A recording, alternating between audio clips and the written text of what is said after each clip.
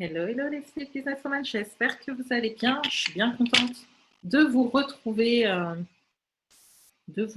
sur ce live. J'avais envie de vous faire un live pour celles qui sont novices dans le coaching et qui aimeraient avoir plus de précision sur ce qu'est, qu'est-ce qu'une coach chrétienne. C'est important que vous le sachiez, vous aussi, vous aussi qui êtes dans la SBA et qui êtes là pour ça, hein, parce que je dis bien que j'accompagne les femmes chrétiennes dans le domaine du coaching ou consulting en ligne. Donc, vous savez que je peux vous lancer que là-dedans. En tout cas, c'est ma force, c'est ma particularité. Donc, je reste dans ce domaine-là parce que c'est ce qui me permet vraiment de vous créer un business à la carte. Comme je dis, je ne vais pas travailler avec une personne qui est dans le e-commerce parce que je ne travaille pas avec des produits, mais je travaille avec la création de services qui vont être l'extension de vous-même au travers de l'ADN spirituel divin que nous allons décoder ensemble en passant dans, je dirais, 2 mois, 2 mois et demi, 3 mois, ça dépend des personnes, dans mon boudoir céleste pour travailler ce fameux prophétique personal branding. Donc, qu'est-ce qu'une coach chrétienne? En soi, une coach chrétienne, déjà, je vais déjà vous dire qu'est-ce que le coaching de manière générale. Donc, le coaching, c'est un partenariat entre un coach et son client dans un processus qui suscite chez lui de la réflexion et de la créativité afin de maximiser son potentiel personnel et ou professionnel. En soi, c'est pour accompagner son client, en tout cas l'évolution de la personne qui va suivre, d'une équipe ou d'une organisation. Donc, le coach s'appuie sur l'art de la relation qui permet d'entrer en interaction avec quelqu'un d'une façon telle qu'il réalise, je dirais, les projets qu'il choisit de mettre en œuvre en transformant, je dirais, si c'est pertinent, ses aptitudes ou ses compétences. En d'autres termes, la signification actuelle du terme coaching, c'est cette idée de conduire une personne du point où elle est au point où elle veut aller. Donc, on pourrait dire d'un point A ou un point X, par exemple. En soi, le coaching, il vise à aider des personnes à aller de là où elles sont actuellement vers là où elles veulent être, tout simplement. Et ça, c'est ce qu'un coach travaille avec une personne, c'est pour réduire l'écart entre le potentiel, c'est-à-dire ses aspirations, et la performance, c'est-à-dire la manifestation de là où cette personne veut arriver. Donc, il est important quand vous avez des personnes qui veulent prendre votre coaching, que vous mettiez à plat les objectifs. C'est ce qu'on fait dans un appel découverte. Moi, ça s'appelle Causerie féminine. Donc, c'est vraiment prendre le temps avec la personne de faire connaissance, de lui demander quels sont ses blocages, quels sont ses objectifs, où elle se voit dans peut-être 6 mois, 3, 6 mois, 1 an, pour que vous puissiez déterminer quelle offre de coaching, quel accompagnement et surtout si vous êtes à même de l'accompagner. Moi, j'ai eu des personnes en appel de causerie. En fonction de ce qu'elles m'ont dit, j'ai fait, mais je ne peux rien faire pour toi, je te dirais, va plus vers tel coach. Et là, n'hésitez pas justement à donner le nom d'un coach, si vous en avez un, qui est à même d'aider cette personne. Ne prenez pas quelqu'un qui n'est pas votre client idéal. Franchement, ça va être la croix et la bannière.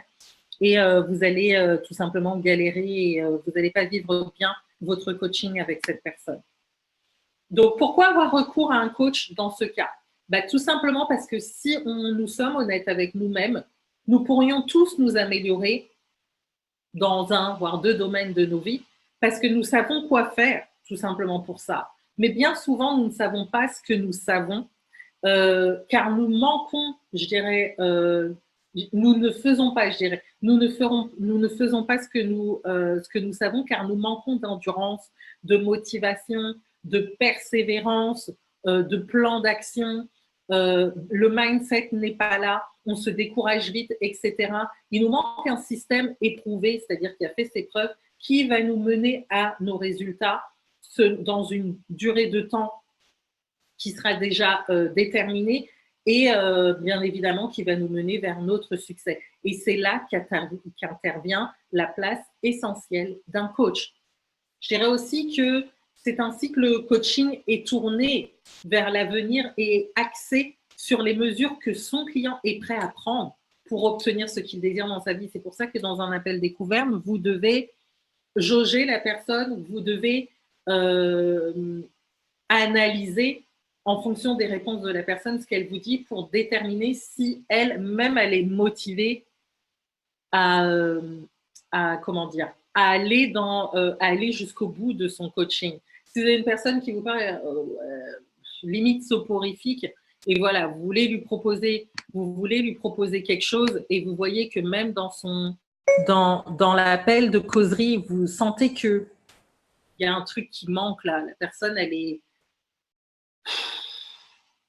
quoi, franchement, ça passe pas. Vous sentez pas que ce soit une personne qui soit motivée vraiment à atteindre et tout mettre en œuvre pour atteindre ses objectifs.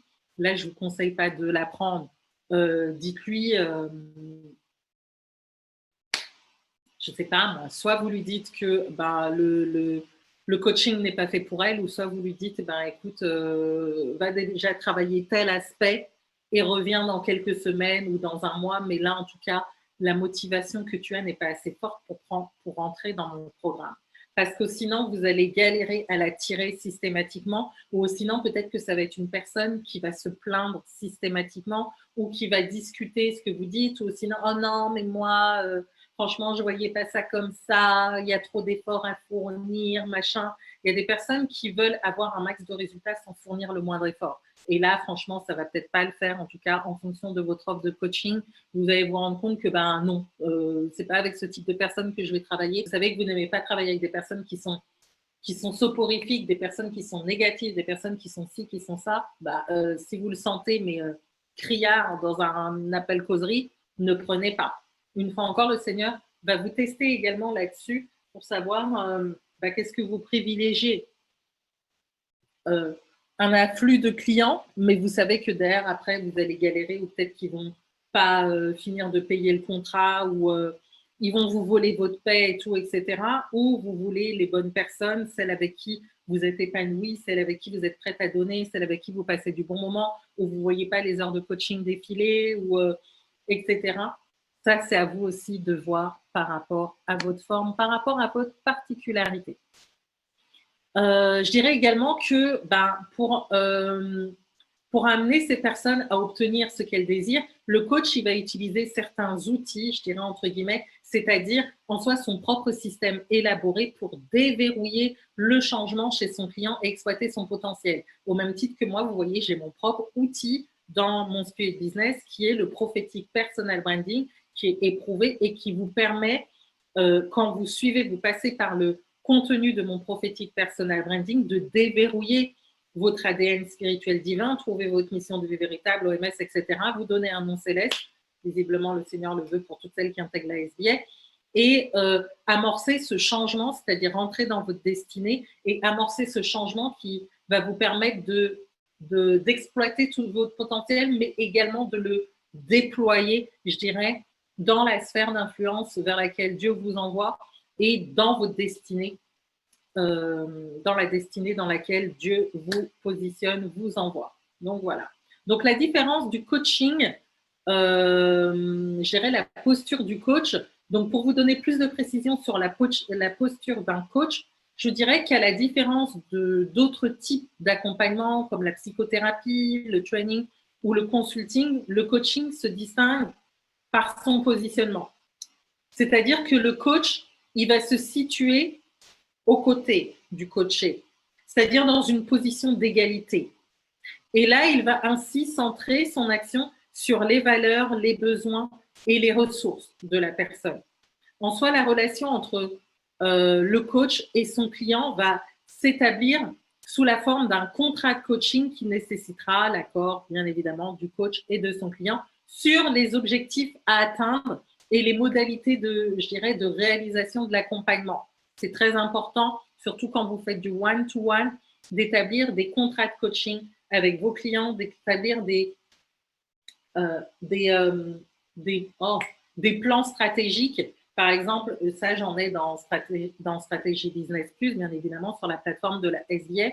Mais je dirais, vous, par exemple, si vous faites une offre sur 3 mois, si c'est du one-to-one ou c'est sur 6 mois, vous pouvez établir un plan stratégique dont les 2 premiers mois, vous allez travailler tel aspect. 2 autres mois, vous allez travailler tel aspect. 2 autres mois, des 6 mois, vous allez travailler tel aspect. Et en soi, dans le plan stratégique niveau délai, ou si elle est hors plan stratégique. Et là, vous pouvez tout de suite, alors mon Zoom bug, j'espère qu'on m'entend, vous pouvez tout de suite, je dirais, déterminer si votre client est dans les délais de votre coaching en fonction de son avancement sur le plan stratégique ou s'il est hors délai stratégique. Et là, par exemple, s'il est hors délai stratégique, vous avez la possibilité justement de tirer la sonnette d'alarme et de faire ding, ding, ding, ding, ding, et de dire au client, bah, écoute, là, tu es en train de procrastiner, là, tu fais tel truc, mais résultat, tu n'avances pas dans ce fameux plan stratégique qu'on a mis en place dans le contrat. Ce qui fait que si tu veux vraiment atteindre le résultat que tu voulais et tout, soit il va falloir que tu t'actives, ou soit à un moment donné, il va falloir que tu prolonges le contrat. C'est-à-dire que tu vas retourner, si c'est un contrat de 3 mois, et ben c'est un contrat de 3 mois renouvelable, donc tu renouvelles pour 3 mois. Mais moi, là, je ne peux pas te garantir que tu vas rentrer dans, que tu vas réussir tout ce qui devait être mis en place, parce que moi, mes stratégies fonctionnent, mais toi, tu as perdu du temps en ne passant pas à l'action, en procrastinant, en faisant tel truc et tout. Comme ça, vous avez un rapport très clair sur l'échelle temps et stratégie, je dirais, avec votre client. Donc maintenant, je dirais oui que donc oui, le contrat de coaching qui nécessite l'accord du coach et de son client sur les objectifs à atteindre et les modalités de réalisation de l'accompagnement. Donc là, maintenant, je vais vous expliquer qu'est-ce qu'une coach chrétienne, comment elle se différencie d'un coach, je dirais, dans le monde.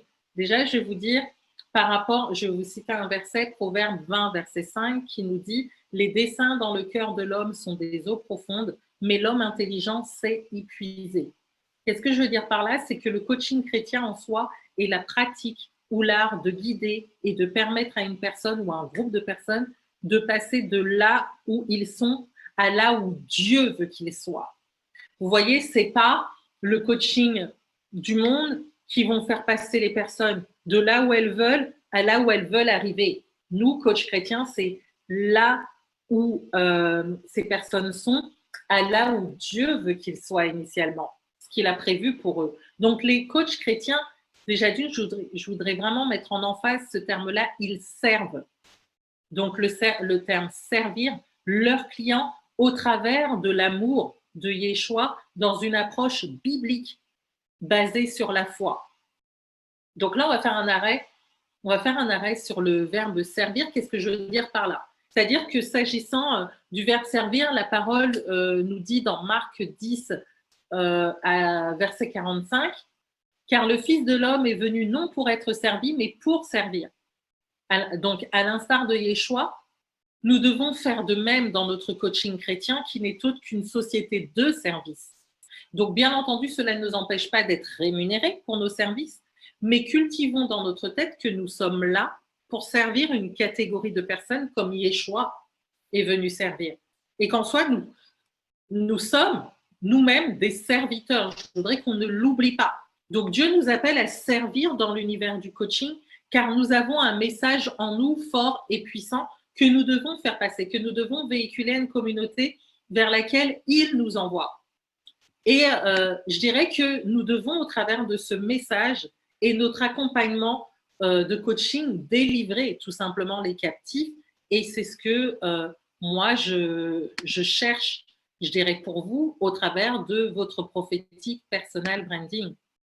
Donc, Matthieu 12, 18 nous dit « Voici mon serviteur que j'ai choisi, mon bien-aimé en qui mon âme a pris plaisir. Je mettrai mon esprit sur lui et il annoncera la justice aux nations. » Donc, pourquoi servir sa clientèle au travers de l'amour de Yeshua est-il si important? Je dirais que déjà d'une, sans l'amour, on n'est rien, hein, on connaît 1 Corinthiens 13. L'amour, la compassion, c'est ce qui nous permettra de déclencher le miraculeux, voire la transformation chez nos clients.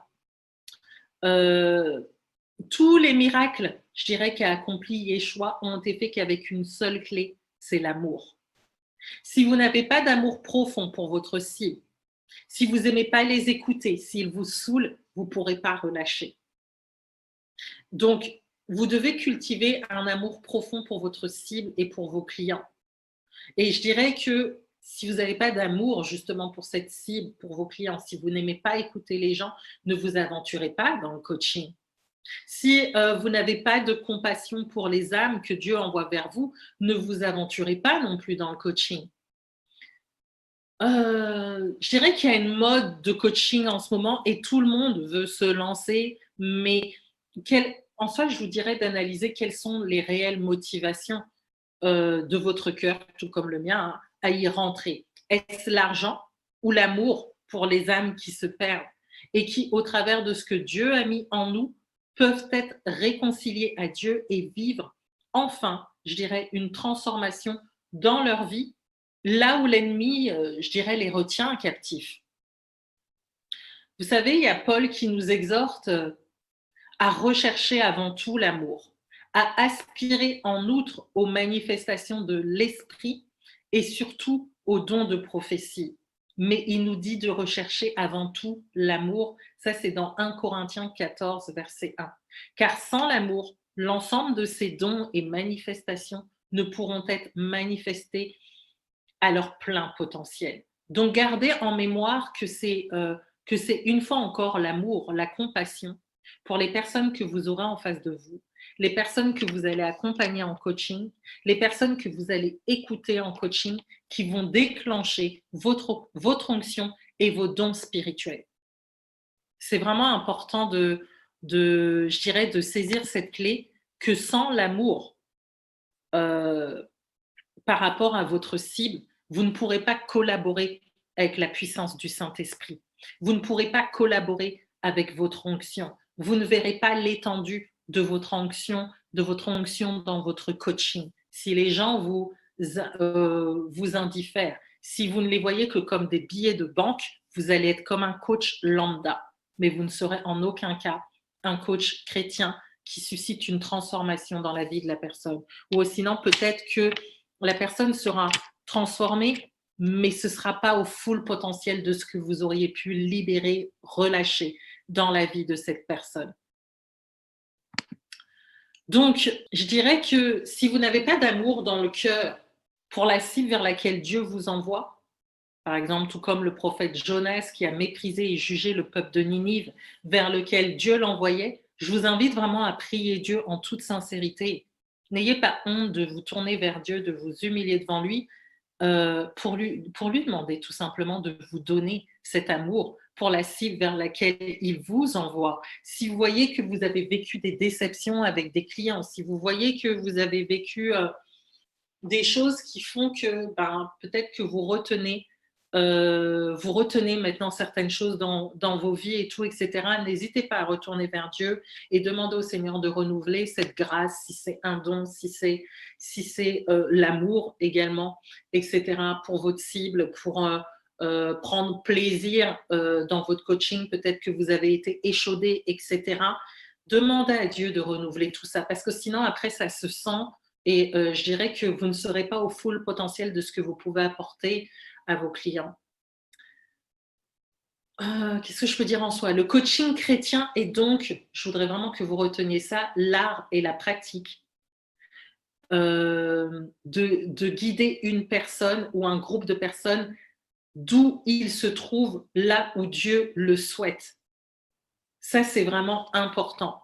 C'est vraiment important de retenir ça, cette notion-là, que tout est fait, même si je l'ai déjà dit plus haut, mais j'insiste encore dessus, sur le fait que quand vous allez suivre une personne, vous n'allez pas la conduire vers là où elle veut, elle, mais là où Dieu veut qu'elle soit.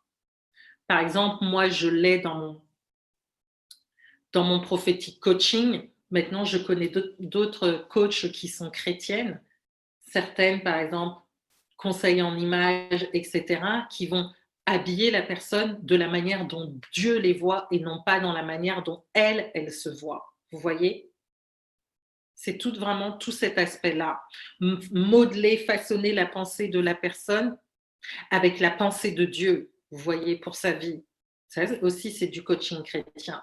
Donc, quelle est la différence entre la croyance de base du coaching non chrétien et celle du coaching chrétien?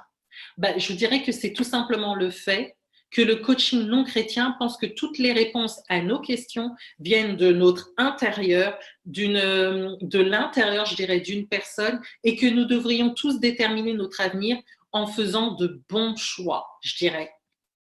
Mais en tant que croyants, nous savons que Dieu a un plan parfait pour nous et qu'il a ordonné ce plan pour nos vies depuis bien avant la fondation du monde et que c'est la personne du Saint-Esprit qui habite en nous qui nous guidera dans la manifestation, je dirais, de ce plan parfait.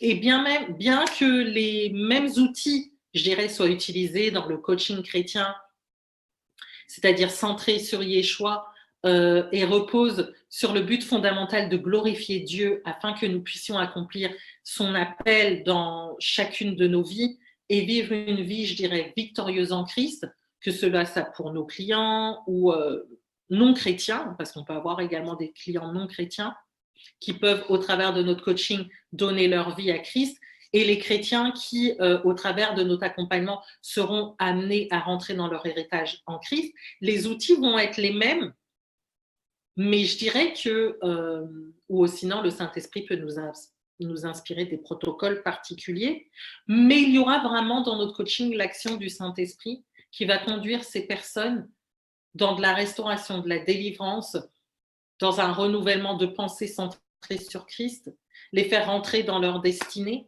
les faire se voir comme Christ les voit, les amener à penser comme Dieu pense et non pas centré sur leur intériorité, vous voyez? Donc, je ne sais pas si ça vous a éclairé ce cours sur qu'est-ce qu'une coach chrétienne et comment vous pouvez percevoir votre propre coaching.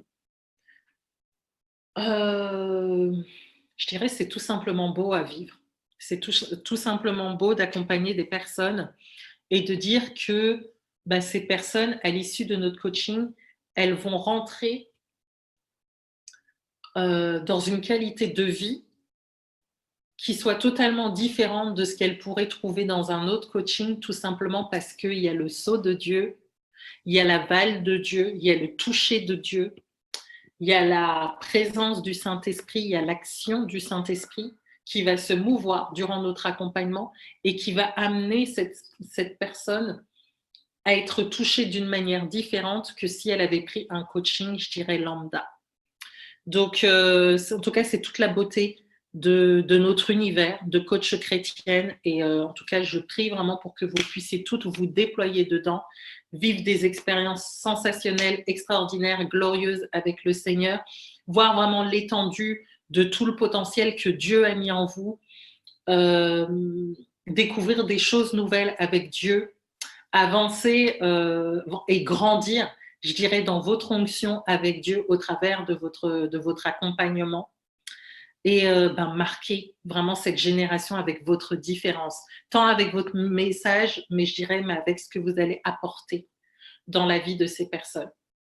Donc voilà, écoutez, moi je vous laisse ici. Si vous avez des questions, vous pouvez les laisser dans les commentaires. Je vous fais de gros bisous et vraiment que Dieu vous bénisse. Et je prie dans le nom de Yeshua que la grâce d'avoir un coaching vraiment qui soit en collaboration avec la personne du Saint-Esprit, qui soit accompagné du ministère des anges, qui soit vraiment un coaching efficace dans le royaume, qui amène des vies à être libérés, transformés, restaurés, gagnés à Christ, renouvelés dans leur intelligence, toutes sortes de choses dans l'esprit puissent être vraiment votre partage. C'est ce que vraiment j'aspire pour vous.